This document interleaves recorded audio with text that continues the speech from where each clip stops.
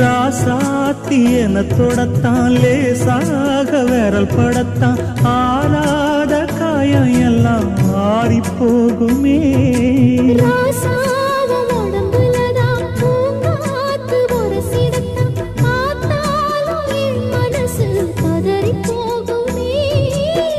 சாமியுண்டு காவலுக்கு அச்சப்பட தேவையில்லை